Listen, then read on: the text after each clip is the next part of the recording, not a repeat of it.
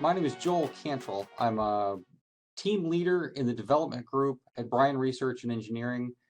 I work primarily on columns and other unit operations, but columns are my true joy. So if I sound overly excited at some of these features, you'll have to forgive my excitement. I guess to begin with, the overview is that there's no major new changes to ProMax for the columns. It's mainly new ways of viewing information, new information, and new workflow improvements to make your column experience a little bit smoother, a little bit more effective. First off, I'd like to go over some of the new components and new behaviors for components that'll most likely be important to people who use columns in ProMax. First off, we've added some new components to dissociate, including bicene, L-proline, and thiocyanic acid. Bicene has been an amino acid that people have asked for, or it's an amino acid, it's a degradation product that people have asked for a while.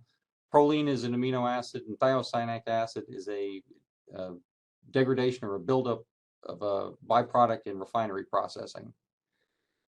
We've also added some components that now dissociate and react with CO2. This includes DMEA and DEEA degradation products, aminoethyl piperazine, and then also the amino acids sarcosine and glycine. Now, when I say dissociates and reacts with, this means it behaves somewhat like regular amines, that they can be used to pick up CO2, and they've got the kinetic enhancement behavior.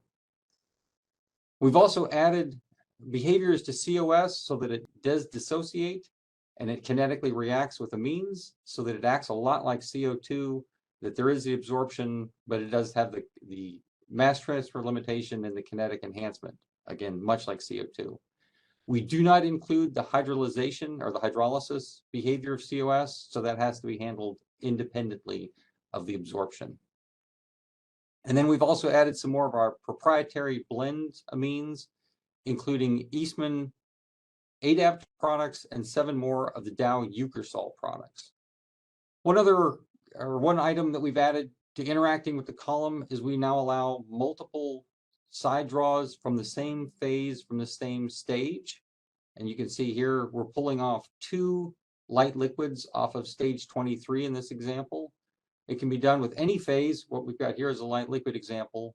This is primarily useful, what we've seen in refinery operations, where there's a pump around and a side draw that want to be used independently. We don't have this functionality for Q streams yet. It may be added in the future. We will see. We've also added the ability to design columns or to calculate information for pressure design and mass of a column. This is activated by clicking a checkbox at the bottom of the column group of the process data tab. Once you've checked that box at the bottom there of the dialog list, it opens up, or it initializes a sizing dialog. In this sizing dialog, there are 4 pieces of data that are required: the corrosion allowance and the 3 materials of construction, one for the shell, one for the head, and one for the internals. Once these 4 items are implemented, ProMax will calculate everything else. It'll assume the design temperature is the maximum temperature in the column.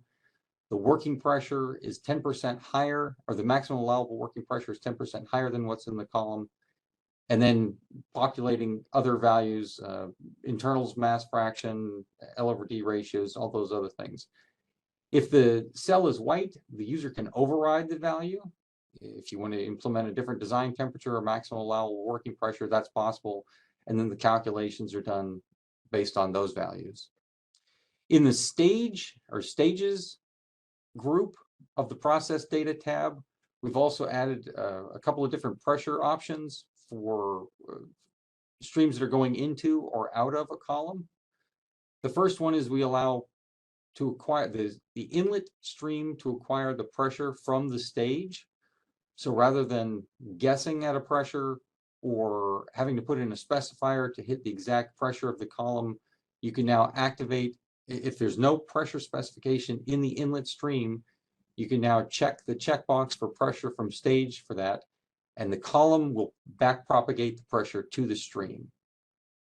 This is handy in the example we've got here for example, turbo expander outputs or JT valve outputs or outlets into a column rather than putting a specifier. We can now check the pressure from stage option, and now back propagates those pressures to those inlet streams. The second concept, we've already kind of had a stage head calculation for the bottoms product feeding into a reboiler. But we've now added that same option or that same capability for any stage of a outlet stream. So now if you have a side reboiler, in this case stream 21 or stream 23, you can now add a vertical elevation stage head, and it'll calculate that value for the stream going into the next object for the outlet. This is useful, as I mentioned, in a side reboiler that you might be pulling off a liquid at its vapor saturated liquid condition, but by the time it gets to the reboiler, it's actually super or subcooled because of the head of the hydraulics. In this case, we've also got an example where we're calculating stage head for a gas outlet or a vapor outlet. In this case, stage 1, the overhead stream 17. You can see the top stage of the column is 330 psi, but the outlet stream, by the time it gets to ground level, is about 330.8 psi. It's small, but in cases where you have an interest in the hydrostatic behavior, it's there. We've also added some properties and behaviors in the hardware grouping. In this case, in the general grouping of the hardware subgroup, we've now added the nominal elevation of a stage. This is based on the bottom of the mass transfer area. It does not include demister pads. It doesn't include sumps or disengagement areas or chimney trays. It is only the elevation associated with the mass transfer equipment. So in this case, you can see we've got 2-foot tray spacing. We're nominally calling tray 1, or pardon me, the bottom tray, tray 20, as 1-foot elevation, and then the top nominal elevation would be 39. So in this case, we're taking the average of that tray spacing. It can come in handy if you wanted to calculate a stage head for the previous page, calculating the hydrostatic head, if you've got an estimate for the mass transfer height. A second item is the copy lock behavior. In this case, you can think of it somewhat like the caps lock or the num lock behavior of your keyboard. If you activate the copy lock checkbox down there in the lower right-hand corner of most of the hardware pages, it automatically activates the copy to bottom behavior anytime a value is changed in that dialog. So that if you set fraction flooding to be 70% in stage 1, it would automatically copy it to the bottom every time. Now, this has interesting behavior. It certainly saves a lot of clicks for data entry, but it also makes it possible for a multi-stage property calculator. If you want to change the value of the diameter of the column, say, for instance, and in the top stage, it'll automatically change it for everything every time that calculator functions. In addition, if you'd like to do a scenario tool where you write 1 fraction flooding to the column, it'll automatically update all the fraction floodings of the column to the new value. And this is true for the general, the tray, random, structured. It also works in the mass transfer correlations, and I believe, and it might work in the user reactions as well. The final option I wanted to mention in here is on this particular dialog, there used to be a checkbox next to the solve button down in the lower left corner that when an ideal stage column with hardware specifications completed, the hardware calculations wouldn't necessarily fire. Now they always do. It's just by default, similar to the way mass transfer columns do. Okay. Along with now that we have the nominal elevation of the mass transfer zone, you can now plot stage properties based on nominal elevation. So that instead of a tray number, you can look at the vertical height of the column as the option. In addition, we've added for plots and for tables, the ability to include the condenser and reboiler conditions or compositions, and the inlet conditions and compositions. And here's an example of that. You can see we've got a stripper with 7 stages. Now we're plotting, the table now includes the composition of the condenser and the reboiler, and the plot with the options selected for condenser, reboiler, and inlets. You can see the inlet values and the condenser and reboiler. The condenser and reboiler are shown as the stage 0 and stage NT+1 for display. In this case, we're plotting the conditions based on nominal elevation, as that's the newer feature. As far as new packing or new column hardware that we've added, in terms of coat glitch, we've added the Interlocks Ultra TA, L, O, and X sizes of their random packing. And we've added the Billet-Schultz parameters for the Flex-It-Pack series so that you can model it in more different techniques and correlations. As far as Sulzer goes, we've added the next ring 0.7 to 3.0. That's a new random packing, a relatively new random packing. And we've also added the Melipack Plus 352Y. I'm not sure why that wasn't included in previous versions, but we've gone back and corrected that. As far as Raschig goes, we've added a great number of new Raschig products. You can see the list here, saddles, structured packing, and a lot of random packing as well. We've also added several new hydraulic calculations. We have received a new DLL from Coat Glitch that it now represents the newer calculations from Coat Glitch.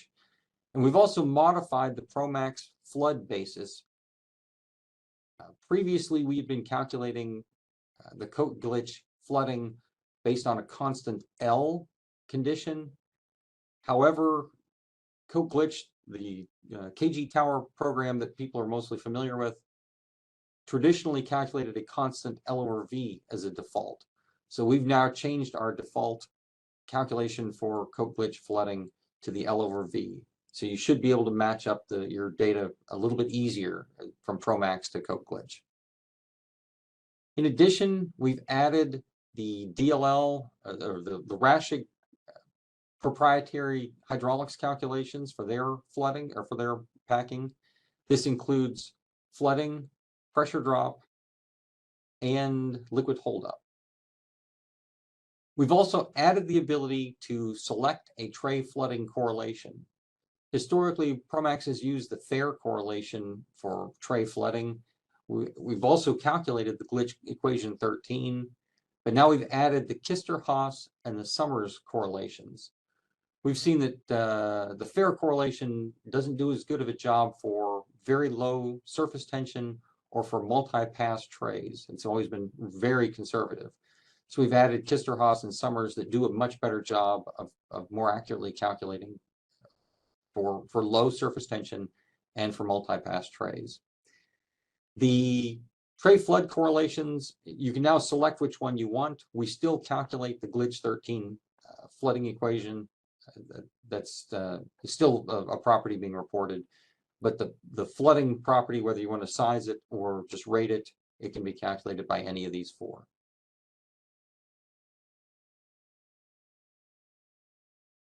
In ProMax 6.0, we have added several new features related to liquid-liquid column hydraulics. Because the hydraulic calculations depend on describing the distinct liquid phases, we now allow specification of the continuous and dispersed phase.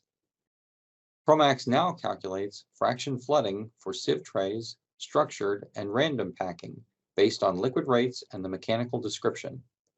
Similar to vapor-liquid columns, this flooding can be used to size the liquid-liquid column. I will point out that the sizing based on flooding will be more aggressive than our traditional liquid load guidelines. Additionally, we now calculate a continuous phase pressure drop for random and structured packing. This is similar to vapor pressure drop in a vapor-liquid column. We also estimate dispersed phase holdup for packed columns. For sieve trays, ProMax can calculate the pressure drop for the continuous phase.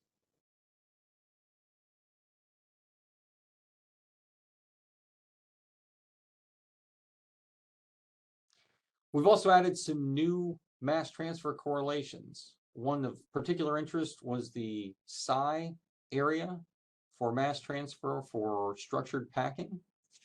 This is a correlation you can see for data taken at the University of Texas. The psi area correlation is what's being represented by equation 6.10 on the plot. The data is the diamonds. You can see that the Onda, the Billet-Schultz, and the Roca correlations that ProMax has all underpredicted these calculated area, or this measured mass transfer area. So we've included the psi area as an option to the Billet-Schultz correlation now. This particular combination is more aggressive for most cases for mass transfer. And this particular combination of the Billet-Schultz mass liquid and vapor coefficients with the psi area was a recommendation by the NCCC, the National Carbon Capture Center in Huntsville, Alabama. They saw that it matched their data much better than other combinations of correlations. We've also added the Raschig manufacturer supplied mass transfer correlation. This works for random and structured packing, and it is now the default selection for Raschig structured packing. And I believe it's also it's available for all random packing for Raschig products as well. This includes the Raschig products that we've already had in ProMax, such as Raschig rings, as well as the new equipment that we've added. You can see here the Raschig flood model, or pardon me, the first image is from a random packing selection. You've chosen your Raschig material. The flood model is now by default Raschig. And then down in the bottom image, you can see the random mass transfer correlation. Raschig is now an option there. So in our estimation for Raschig products, this would be the best selection to represent mass transfer occurring on their products.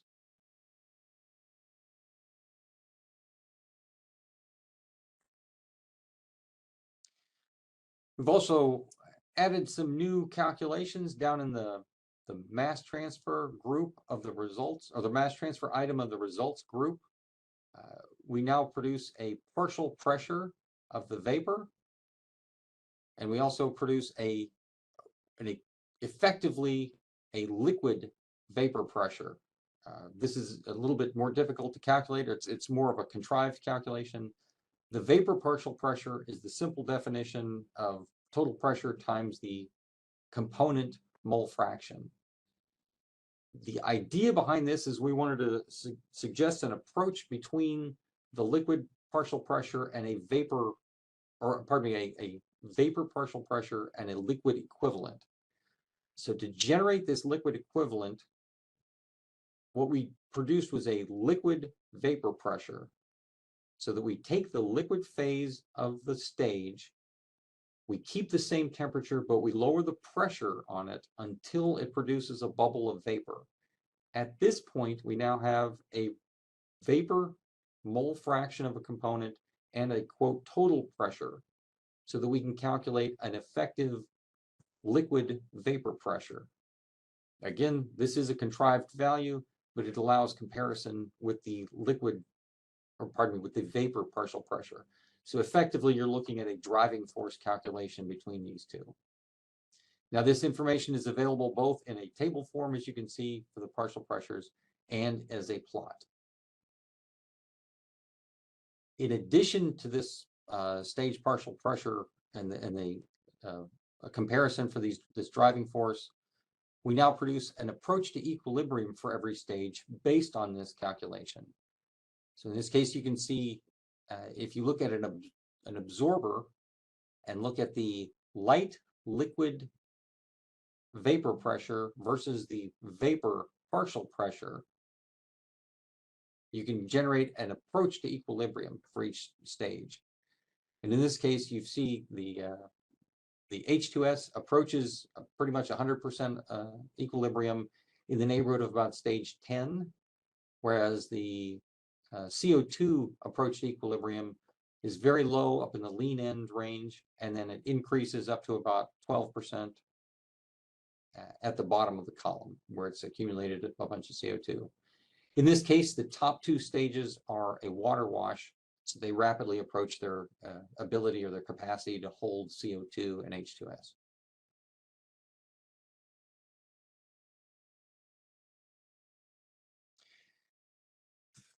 One idea that we wanted to express is that we already had the lean and rich approach calculations. That these new approach to equilibrium calculations are going to augment, you could say.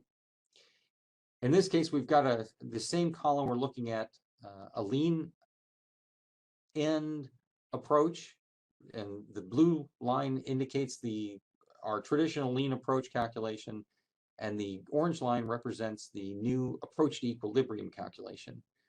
And for both of these, the lean H2S and the lean CO2, you can see that they approximate each other fairly closely. And this is realistically the lean approach is essentially the same as the approach to equilibrium calculation, except the liquid that it's referencing is the feed, the lean feed. And in the approach to equilibrium calculation, the reference is the liquid on the stage as opposed to the lean feed. So the orange is maybe a potential approach, and the blue is a potential approach, and the orange would be a practical approach on that stage. In the case of the rich approach is based more on a linear relationship with the lean feed. It's the relative amounts for the rich approach calculation. It's the relative amounts of the acid gas held in solution relative to how much lean amine is circulating. So in that sense, it should be very much linear or very close to linear with the circulation rate. Whereas the approach to equilibrium calculation, which is now the stage-wise calculation, is not quite as linear.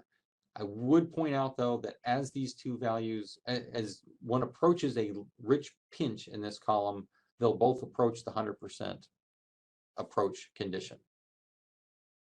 I know that's not terribly simple, but if you take a look at the help file, it explains it a little bit better than me.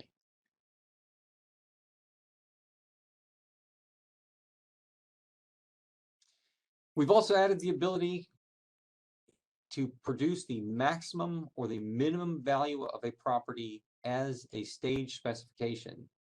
Now, very much like the rich approaches and the lean approaches, these cannot be used as specifications to calculate a column, but they're more of an output value. It's a read-only reporting value. In this case, we're showing the maximum temperature and the maximum H2S approach, and that's on a stage basis, the maximum CO2 approach on a stage basis. We're also showing a maximum flooding of the column. Now, the maximum flooding now gives the user the ability to calculate one value that is the worst case, which makes design for the column or sizing for a particular flooding value a little bit easier. And we'll go into an example of this after the PowerPoint portion.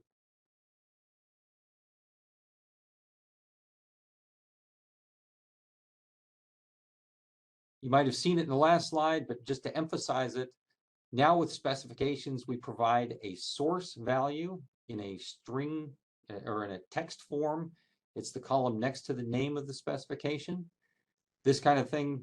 Now, while I'm sure all the viewers of this webinar are very good about naming their specifications, some people don't necessarily name things as accurately or precisely as they should.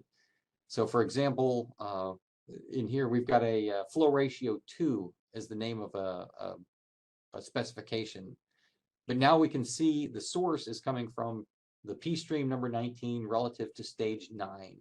So it's a little bit clearer from the specifications dialog what the reference is for that specification without having to open up the specification. Just makes cross-referencing a little bit simpler.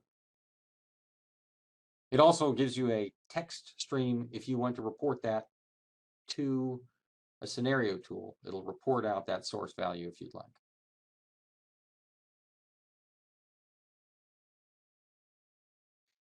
As I mentioned in the new components and new behaviors discussion, we've added the ability to absorb COS very much like CO2.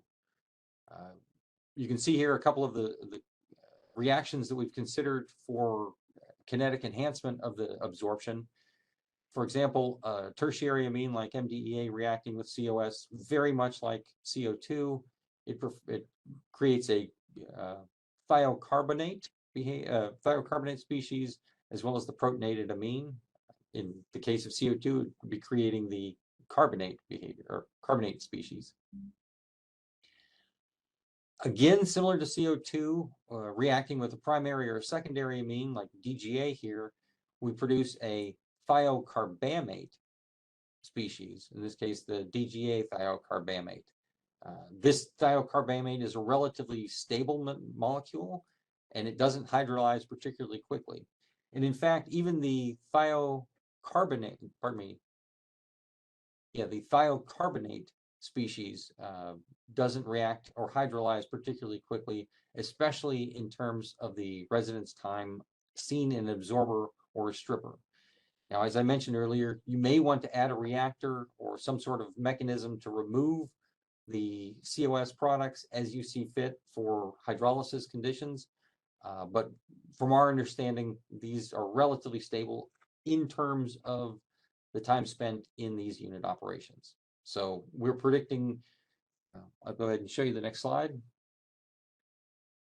From a standardized amine system, we've got a number of different amines and how fast or how much COS they absorb. It's no longer just the physical absorption, but now we're considering the chemical absorption into the amine, both kinetically and equilibrium based. In this case, I would say that DGA was the fastest or the most aggressive absorption of COS, and that's often used for COS absorption. But here you can see the 4010 MDA piperazine or the MEA does reasonably good. And then as you get into the secondary amines, it gets to slower reactions. And I've also reported here the comparable physical absorption in water is 1%, and a 50% MDEA, because of its capacity for holding the thiocarbonate, it's about a 6% pickup now. Would like to show an example.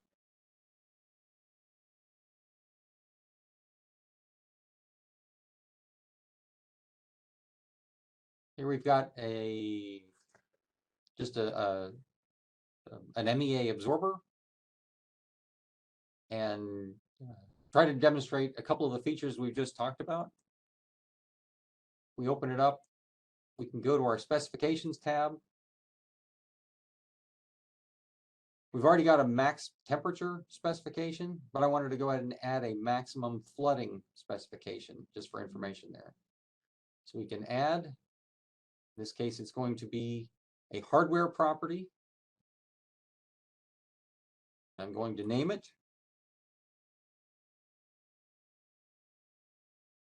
maximum flood. It now asks a new question in the specification dialog for the calculation type. By default, it will be as it has historically been the specified stage, but in this case, we want a maximum value. So we'll click on maximum value. The stage option is now grayed out. For the hardware, we want to select, we could select a tray property, random property, or a structured property, but flood is under the general. So we'll select general. And then for property, we're going to take fraction flooding. Hit OK. And you can see now we have a maximum value for the fraction flooding. And if I expand this up a little bit, you can a little bit more clearly see that the source location for that maximum value is coming from stage 7. If we look over here to our flooding tab, we can see that the flooding does in fact maximize about stage 7. Okay, we've got a flooding calculation done. Now we can add a copy lock functionality so that if we ever change a property in this dialog, it'll automatically copy it to the bottom.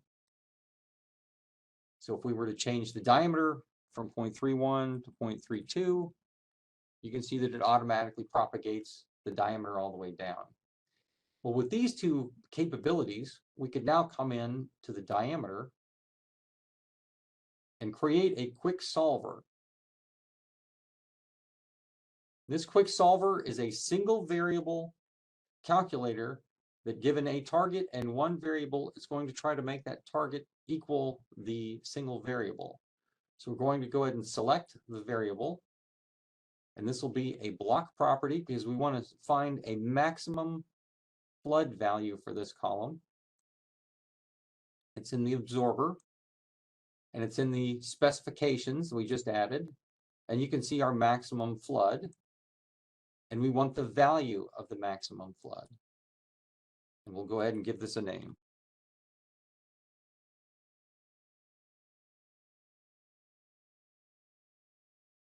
Let's say we want a 75% maximum flood for our column. And we've got our initial guess for our solver at 0.32 meters.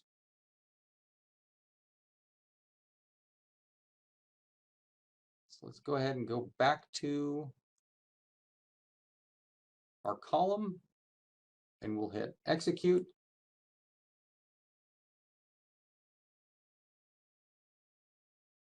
And it will continue to execute until it can get the maximum value of the fraction flooding to be 75%.